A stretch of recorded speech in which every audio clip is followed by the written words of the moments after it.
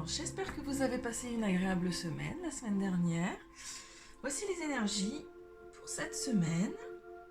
Et c'est très très beau. Très très beau, à l'inverse de vos autres polarités yin, qu'ils ont eu un tirage pas ouf. Pas ouf, pas ouf, chacun son tour, hein, comme on dit. Alors, c'est une très belle semaine qui s'annonce, avec ce déconfinement en plus, j'espère que vous allez pouvoir un petit peu en profiter. Donc comme d'habitude, l'oracle de Béline, vous, le blocage, les conseils, la réponse, la synthèse.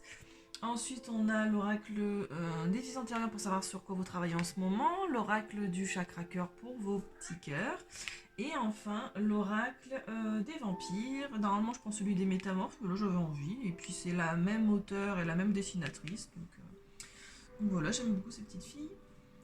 Et voilà, je n'ai pas la vérité absolue, je peux me tromper. Si vous n'êtes pas dans ces énergies-là, si vous ne vous reconnaissez pas dans mon tirage, ce n'est pas la peine d'essayer de vous faire rentrer dans les cases. Et c'est qu'il y a d'autres personnes qui auront des messages pour vous. Voilà, voilà. Alors on commence.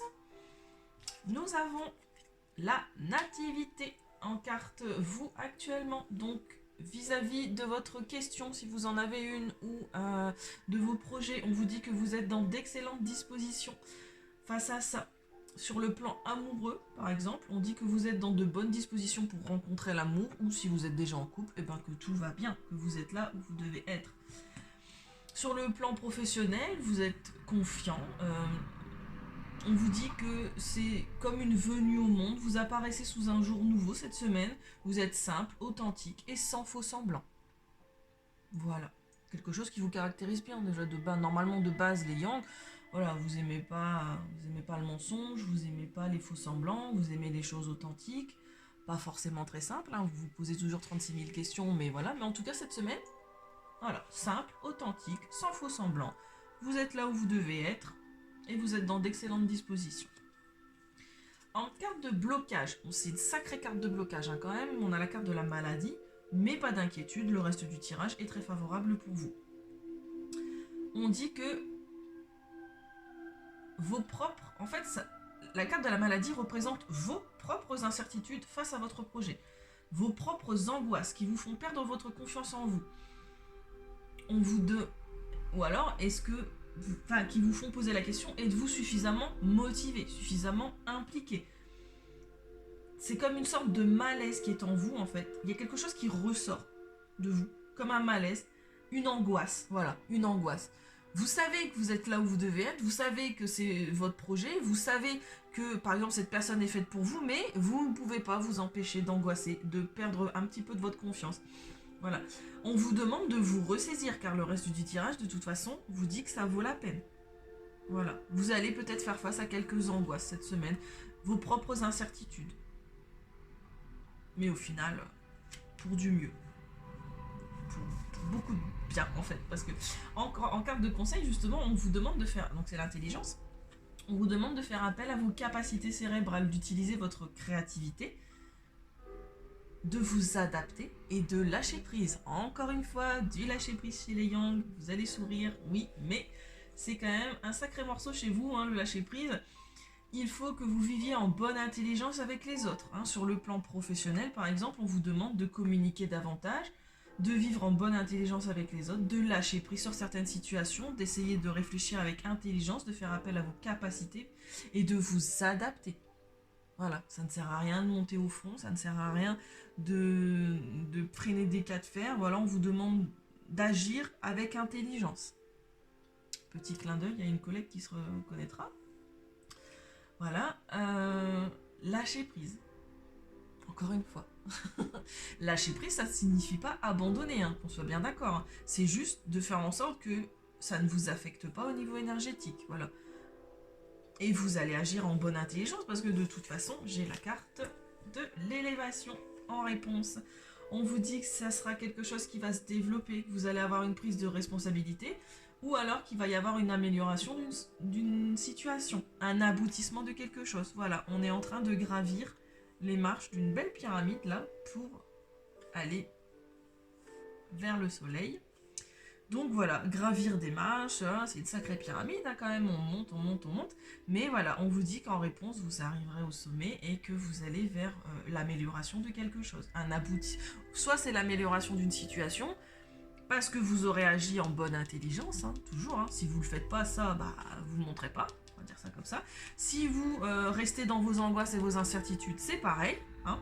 Je vous annonce pas que vous allez réussir à tous les coups. Vous réussirez seulement si vous appliquez les conseils et si vous faites taire vos angoisses. Hein. On est d'accord là-dessus. Ça se fait pas comme ça. Hein. On va pas tout vous servir sur un plateau non plus. Et si vous êtes dans un projet de quelque chose, bah ça sera vers l'aboutissement de votre projet. Et qu'est-ce qu'il y a en carte de synthèse? Ça sert à rien de la développer, celle-là, j'ai la carte du bonheur. Voilà. Vous allez récolter là, du bonheur. Il n'y a pas de... J'ai rien à dire d'autre sur cette carte, elle parle d'elle-même. Voilà, voilà. En conclusion, c'est du bonheur. C'est que du bonheur en conclusion. Si vous êtes intelligent, vous faites taire vos angoisses, vous êtes là où vous devez être. Apparemment, vous êtes là où vous devez être. Alors, sur quoi on travaille cette semaine, mes petits chats? Donc, l'échec professionnel, ça ne veut pas dire que vous allez être licencié, hein, loin de là. Alors, en fait, pour certains d'entre vous, posez-vous la question de savoir si votre travail vous convient. Est-ce que c'est un travail qui est en phase avec votre personnalité? On vous dit que vous devez exercer un métier en lien avec vos convictions personnelles. Et on vous dit aussi que vous avez une âme qui a peur des règles un petit peu trop strictes et de ressembler à la masse salariale. Vous avez peur de ressembler à un salarié lambda, on va dire. Vous aimez pas trop les règles strictes, hein, vous aimez pas trop qu'on vous dise quoi faire, quand faire, comment le faire et pourquoi le faire. On dit que vous êtes une âme qui est engagée, qui est motivée par un projet.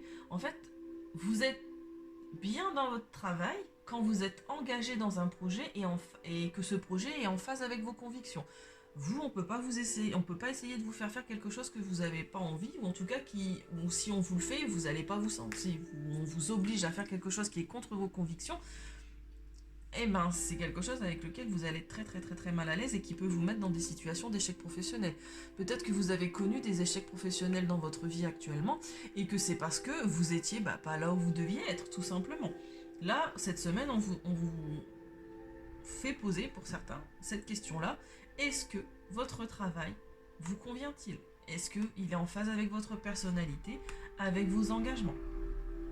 Posez-vous la question. Si elle est oui, c'est tant mieux. Si c'est non, posez-vous les questions de pourquoi vous êtes dans ce travail-là et qu'est-ce qui vous oblige à y rester et en tout cas, ou alors qu'est-ce que vous pouvez faire pour améliorer les choses? Encore une fois, en bonne intelligence. Votre travail vous convient peut-être pas, mais vous êtes sûrement capable d'améliorer vos conditions. Essayez d'y réfléchir. Au niveau du chakra cœur, on vous dit que c'est pour les célibataires, là je vais prendre pour les célibataires, ou les nouveaux couples, les tout nouveaux couples, on vous dit que c'est une relation qui doit rester secrète et discrète pour l'instant. Voilà, on dit que vous allez devoir garder votre relation pour vous au début, pour la protéger. Et vous allez comprendre pourquoi par la suite. Mais pour l'instant, voilà, vous êtes en couple, ça ne sert à rien de le crier sur tous les toits. On vous conseille de garder cette relation discrète et secrète. Si vous ne savez pas pourquoi vous devez faire ça, la réponse vous viendra par la suite. Vous comprendrez pourquoi il fallait agir comme ça après. Voilà, profitez des instants présents, voilà, mais n'étalez pas au grand jour votre relation ou votre future relation. Voilà, on vous dit de garder ça pour vous actuellement, peut-être pour la protéger. Sûrement même pour la protéger. Dans ses débuts, dans tous les cas, il faut la protéger. Donc soyez discret. Soyez discret, profitez calmement, vous n'êtes pas obligé non plus de crier sur tous les toits que vous êtes en couple ou que vous êtes en phase de le devenir. C'est pas... Voilà. Pendant un petit temps. Et quand vous comprendrez pourquoi, vous saurez que c'était la meilleure marche à suivre. Un petit conseil cette semaine, j'ai la transgression. On a lacune, contradiction, erreur, on vous demande de faire amende honorable.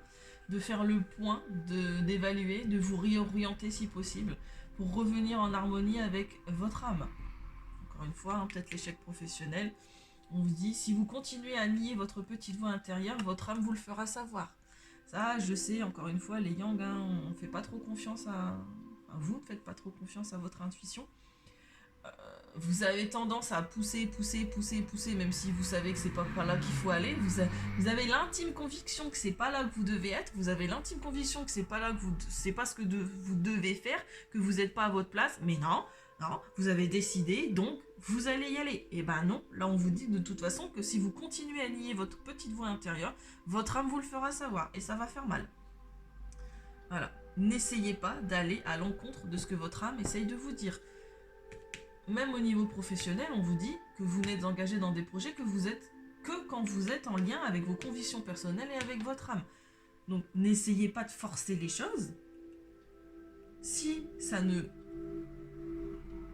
résonne pas, n'importe quel projet, hein, sur le plan relationnel, sur le plan sentimental, si vous devez forcer pour que ça rentre dans les cases, c'est que ça ne doit pas rentrer dans les cases et que ça ne sert à rien de forcer.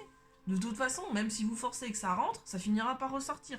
Donc, n'essayez pas de forcer les choses, on vous dit d'être en harmonie avec votre âme. Si les choses ne coulent pas de source, c'est que, enfin, en tout cas, au niveau de votre âme, hein, on peut toujours avoir des difficultés, hein, dans la vie, hein, il y a toujours des obstacles, mais je veux dire, si ça ne résonne pas avec votre âme, si vous avez l'intime conviction que ce n'est pas là, ce n'est pas ce que vous devez faire, ce n'est pas là où vous devez être, ou ce n'est pas la personne avec qui vous devez être, si vous voyez qu'il y a un petit grain de sable au niveau de votre âme qui vous chatouille comme ça, là, qui vous donne envie ça vous démange, vous savez que c'est pas ça, mais non, vous voulez parce que, voilà, parce que vous avez envie, vous avez plus envie d'être seul, ou parce qu'il vous faut forcément un boulot, ou que sais-je encore. Si ça ne résonne pas avec votre âme, on vous dit, réévaluez la situation et essayez de vous réorienter. Faire un point, faites le point, évaluez, pour revenir en harmonie avec votre âme. Voilà. Eh bien, je vous souhaite une agréable semaine. Je vous dis à la semaine prochaine. Je vous fais des bisous. Et profitez bien. Et appliquez les petits conseils que l'oracle de Béline et mes oracles vous auront donnés. Voilà, merci.